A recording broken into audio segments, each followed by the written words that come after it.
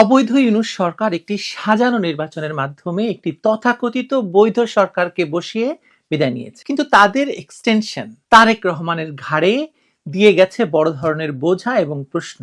যেমন এই মুহূর্তে সবচেয়ে বড় প্রশ্ন হচ্ছে, জাতীয় সংসদের সাবেক স্পিকার ডক্টর শিরীন শারমিন চৌধুরীকে কি ইউনূস সরকার গুম করেছে? না হলে তার কোনো খোঁজ নেই কেন বিগত 18 মাসেও?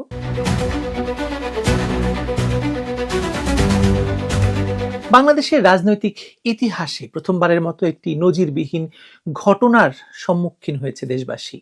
দেশের প্রথম নারী স্পিকার ডক্টর শিরীন শারমিন চৌধুরী রহস্যজনকভাবে নিখোঁজ গত 18 মাস যাবৎ। ইউনূস সরকারের আমলে যার সন্ধান পাওয়া যায়নি, তার খোঁজ খবর নিতে তারেক রহমানের সরকারও বেশি আগ্রহী নয়। সংসদে দাঁড়িয়ে সংসদ নেতা হিসাবে তারেক রহমান বলে দিলেন যে সাবেক স্পিকার এবং ডেপুটি স্পিকারের কোনো খোঁজ নেই, অথচ আমরা জানি যে ডেপুটি স্পিকার এখন কারাবন্দী। কিন্তু স্পিকার শিরীন শারমিন চৌধুরীকে নিয়ে এক এক সময়ে এক এক রকম খবর প্রকাশিত হচ্ছে। অর্থাৎ একদিকে সংসদে দাঁড়িয়ে প্রধানমন্ত্রী স্বীকার করছেন যে সাবেক স্পিকার এবং ডেপুটি স্পিকারের কোনো খোঁজ নেই, অন্যদিকে সরকারি সূত্রে পরস্পর বিরোধী তথ্য আসছে তার অবস্থান নিয়ে। 2024 সালের 5ই আগস্ট তথাকথিত গণ অভ্যুত্থানের দিন স্পিকার হিসেবে দায়িত্ব পালনকারী ডক্টর শিরীন শারমিন চৌধুরী জাতীয় সংসদ ভবনে অবস্থান করছিলেন বলে জানা যায়। সেদিন দুপুর 1:45-র দিকে যখন শেখ হাসিনার সরকারকে ক্ষমতাচ্যুত করা হয়েছে বলে খবর প্রকাশিত হয়, তখন তিনি স্বামী এবং তার ছোট ছেলেকে নিয়ে তড়িঘড়ি করে সংসদ ভবনের সরকারি বাসভবন ত্যাগ করেছিলেন বলেও খবর প্রকাশিত হয়েছে। সেদিন থেকেই শুরু হয় তার আত্মগোপনের জীবন। প্রায় 1 মাস পর 2রা সেপ্টেম্বর অজ্ঞাত স্থান থেকে তিনি রাষ্ট্রপতির কাছে পদত্যাগপত্র পাঠান বলেও আমরা জানতে পারি। এসব সবই আমরা জানতে পারি কিভাবে? দেশের ভেতর ইউনূসের প্রোপাগান্ডা সচিব নিয়ন্ত্রিত, মানে সেই ডাস্টবিন শফিক নিয়ন্ত্রিত মিডিয়ায় প্রকাশিত সংবাদ থেকে। কিন্তু এই পুরো সময়কালে এবং পরবর্তী 1.5 বছরে তার প্রকৃত অবস্থান নিয়ে যে ধোঁয়াশা তৈরি হয়েছে, তা নিয়ে গুরুতর প্রশ্ন উঠেছে রাষ্ট্রীয় দায়িত্বশীলতা এবং জবাবদিহিতা নিয়ে। 2025 সালের জানুয়ারিতে সরকারি সূত্র নিশ্চিত করেছিল যে ডক্টর শিরীন শারমিন গোয়েন্দা নজরদারিতে আছেন এবং রাজধানীর একটি অভিজাত এলাকায় আত্মগোপন করে আছেন। এই তথ্য যদি সত্য হয়, তাহলে প্রশ্ন জাগে ইউনূস সরকার তার অবস্থান সম্পর্কে অবহিত ছিল কিনা, থাকলে তাকে গ্রেপ্তার করা হয়েছিল কিনা, নাকি তাকে কোথাও লুকিয়ে রাখা হয়েছে। আর যদি অবহিত ছিল, অবহিত যদি থাকেই, তাহলে তাকে কেন আইনের আওতায় আনা হয়নি বা তার নিরাপত্তা নিশ্চিত করা হয়নি?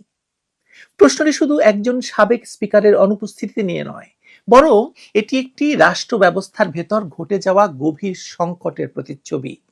যিনি টানা 4 মেয়াদে জাতীয় সংসদের স্পিকার ছিলেন, যিনি সংবিধানের সুপ্রতিষ্ঠিত রীতি অনুযায়ী রাষ্ট্রের 3য় উচ্চতম সাংবিধানিক পদে অধিষ্ঠিত ছিলেন, তার হঠাৎ অন্তর্ধান কোনো সাধারণ রাজনৈতিক বিষয় হতে পারে না। এটি রাষ্ট্রীয় দায়িত্বহীনতার চরম উদাহরণ। কিংবা জুলাইতে যে একটি সন্ত্রাসের মাধ্যমে ক্ষমতা দখল হয়েছে এবং ক্ষমতা দখলের পরে পূর্ববর্তী সরকারের সবাইকে যে এলিমিনেট করার চেষ্টা ছিল, সেটাই প্রমাণ করে। 2024 সালের 5ই আগস্ট যখন তথাকথিত গণ অভ্যুত্থানের মুখে শেখ হাসিনার সরকারকে উৎখাত করা হচ্ছে, তখন ডক্টর শিরীন শারমিন চৌধুরী সংসদ ভবনে ছিলেন, যে কথা আমরা বললাম একটু আগে। সেদিন তার সরকারি বাসভবনে হামলা, ভাঙচুর এবং লুটপাটের ঘটনা ঘটে। নিরাপত্তাহীনতার মধ্যে তিনি কোনো প্রোটোকল ছাড়াই স্বামী এবং ছোট ছেলেকে নিয়ে বেরিয়ে যান বলে খবর বেরোয়। এরপর থেকে তার অবস্থান নিয়ে শুরু হয় নীরবতা। 27 দিন পর 2রা সেপ্টেম্বর তিনি অজ্ঞাত স্থান থেকে রাষ্ট্রপতির কাছে পদত্যাগপত্র পাঠিয়েছিলেন বলে জানা যায়। কিন্তু সেই পদত্যাগপত্র কোথা থেকে পাঠানো হয়েছে, কোন পরিবেশে তিনি ছিলেন, কোন শর্তে, তা আজও অজানা। সরকার পরিবর্তনের পর থেকেই শিরীন শারমিন চৌধুরীর বিরুদ্ধে রাজনৈতিক মামলা দায়ের করা হয় একাধিক, সবগুলোই হত্যা মামলা। রংপুরে এক হত্যা মামলায় তাকে আসামি করা হয়, যেখানে অভিযোগ করা হয় তার নির্দেশে এক ব্যক্তিকে হত্যা করা হয়েছে।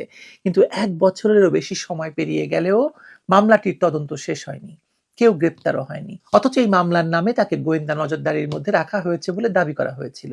কিন্তু নজরদারির নামে কি তাকে আসলে আটকে রাখা হয়েছে, নাকি তাকে নিখোঁজ করার পেছনে রয়েছে রাজনৈতিক কোনো প্রতিহিংসা?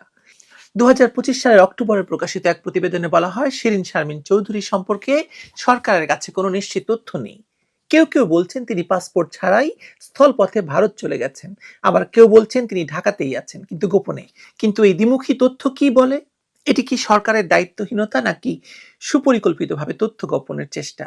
স্বরাষ্ট্র মন্ত্রণালয়ের কর্মকর্তারা বলছেন তার বিরুদ্ধে কোনো গ্রেপ্তারি পরোয়ানা নেই, তাই তাকে গ্রেপ্তার করা হয়নি। তাহলে প্রশ্ন হলো, তিনি যদি সত্যি দেশে থেকে থাকেন তাহলে কেন তিনি প্রকাশ্যে আসছেন না? কেন তার পরিবারের পক্ষ থেকে কোনো বক্তব্য আসছে না? কেন তার বড় মেয়ে যুক্তরাষ্ট্রে থাকার কথা শোনা গেলেও পরিবারের অন্যান্য সদস্যরা নিখোঁজ? এই নীরবতা কি তার ইচ্ছাকৃত আত্মগোপন নাকি রাষ্ট্র তাকে গুম করে ফেলেছে? আরো গভীর প্রশ্ন, তাকে যদি গোয়েন্দা নজরদারির মধ্যে রাখা হয়ে থাকে তাহলে সরকার কেন বলতে পারছে না তিনি কোথায় আছেন? কেন প্রধানমন্ত্রী সংসদে দাঁড়িয়ে বলছেন তিনি জানেন না সাবেক স্পিকার কোথায়? তারেক রহমানের এই বক্তব্য কি নিখোঁজের দায় সরকারের উপর থেকে সরিয়ে দেওয়ার চেষ্টা নয়, নাকি এটি একটি রাজনৈতিক বার্তা যে যারা আগের শাসক গোষ্ঠীর অংশ ছিলেন তাদের জন্য ন্যায় বিচার বা মানবাধিকারের কোনো স্থান তারেক রহমানের কাছেও নেই? একটি জোড়াতালির নাটকে সংসদ গঠিত হলো, সংসদ শুরুও হলো। সংসদ নেতা সংসদে দাঁড়িয়ে বললেন যে সাবেক স্পিকার ডেপুটি স্পিকারের কোনো খোঁজ নেই।